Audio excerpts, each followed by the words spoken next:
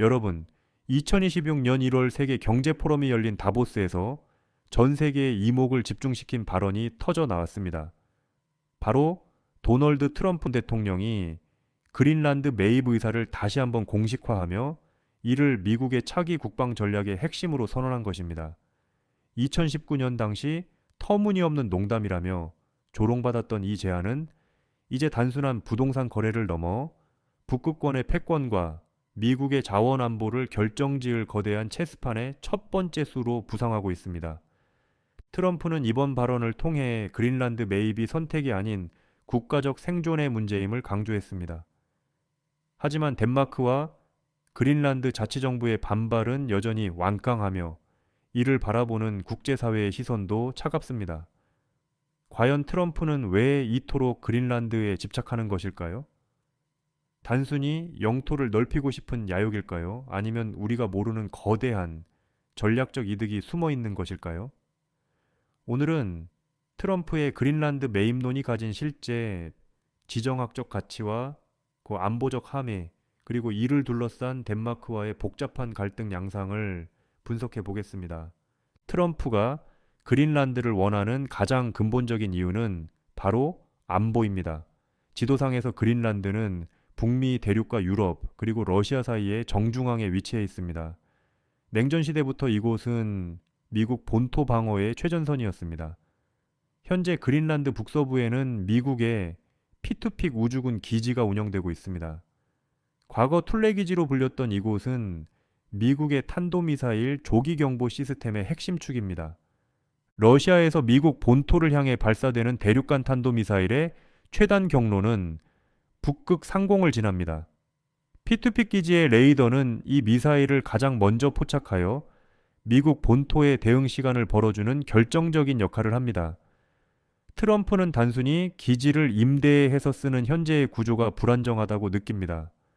덴마크와의 외교적 관계나 그린란드 자치정부의 정책 변화에 따라 미국의 안보 자산이 영향을 받을 수 있기 때문입니다.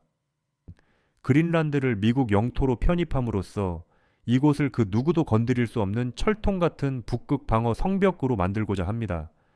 이는 단순히 땅을 사는 것이 아니라 미국의 안보 주권을 북극권 전체로 확장하겠다는 야심찬 포석입니다.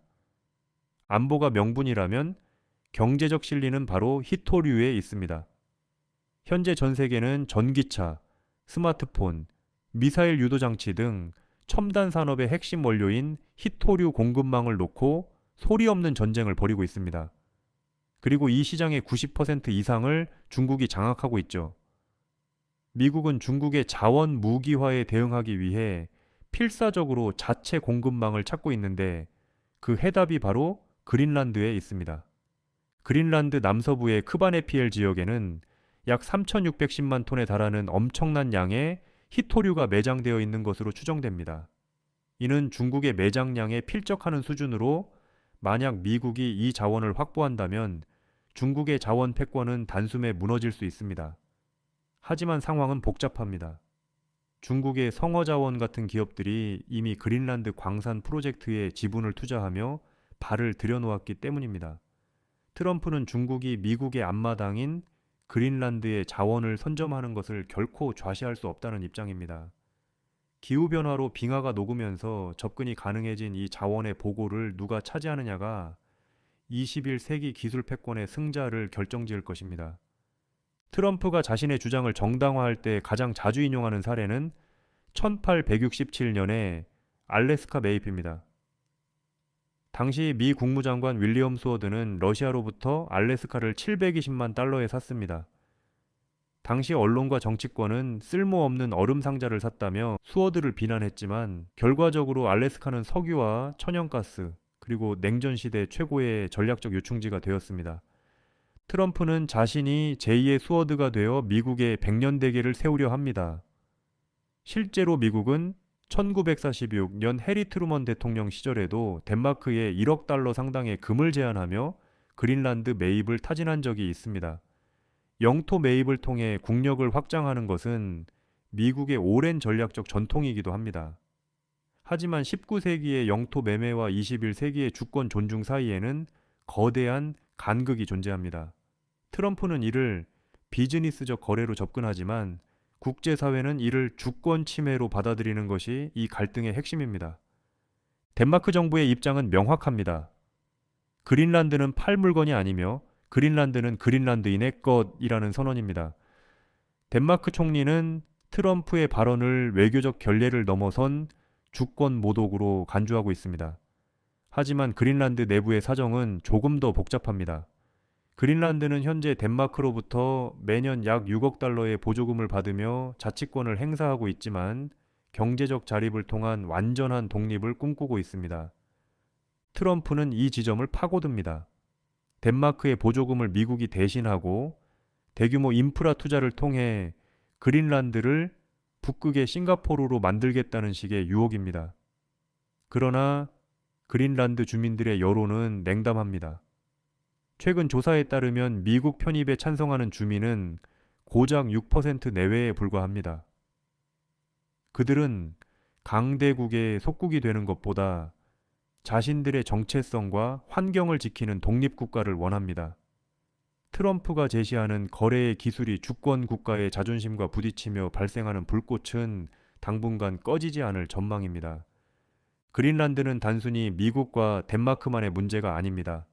북극해를 둘러싼 러시아와 중국의 움직임은 트럼프를 더욱 조급하게 만듭니다. 러시아는 이미 북극권의 군사 기지를 재건하고 쇄빙선 함대를 강화하며 북극 항로의 주인임을 자처하고 있습니다. 중국 또한 스스로를 근북극 국가로 규정하며 빙상 실크로드 계획을 추진 중입니다. 트럼프의 시각에서 그린란드는 이들의 북진을 막을 수 있는 가장 강력한 마지노선입니다. 만약 미국이 그린란드를 온전히 통제하지 못한다면 향후 북극 항로가 완전히 개방되었을 때 미국은 자국 앞마당의 통제권을 상실할 수도 있다는 위기감을 느끼고 있습니다. 이는 단순한 영토 확장이 아니라 21세기 전 지구적 물류와 안보 지형을 재편하려는 거대한 시도입니다. 여러분, 트럼프의 그린란드 매입 재점화는 단순히 시선을 끌기 위한 자극적인 발언이 아닙니다. 그 이면에는 미국의 안보, 자원 패권, 그리고 북극권의 미래를 건 치밀한 계산이 깔려 있습니다. 비록 현재로서는 실현 가능성이 낮아 보이고 덴마크와의 외교적 마찰이 심각하지만 트럼프는 특유의 밀어붙이기식 협상을 통해 이 문제를 계속해서 수면 위로 끌어올릴 것입니다. 우리는 이 사건을 통해 현대 국제 정세가 얼마나 냉혹한 자원과 안보의 논리로 움직이는지 목격하고 있습니다. 150년 전 알래스카가 그랬듯 오늘날의 그린란드가 미래의 미국 혹은 세계의 지도를 어떻게 바꿀지 우리는 주목해야 합니다. 트럼프의 이 대담한 제안은 과연 미친 짓으로 끝날까요? 아니면 역사가 기억할 위대한 신의 한 수가 될까요? 여러분의 생각은 어떠신가요? 주권 국가의 영토를 사고 파는 것이 현대 사회에서 가능한 일이라고 보시나요? 아니면 미국의 국익을 위해 반드시 추진해야 할 전략이라고 보시나요? 댓글로 여러분의 소중한 의견을 공유해 주세요. 오늘 대본이 흥미로우셨다면 구독과 좋아요 부탁드립니다. 다음 시간에도 더 깊이 있는 국제 정세 분석으로 돌아오겠습니다. 감사합니다.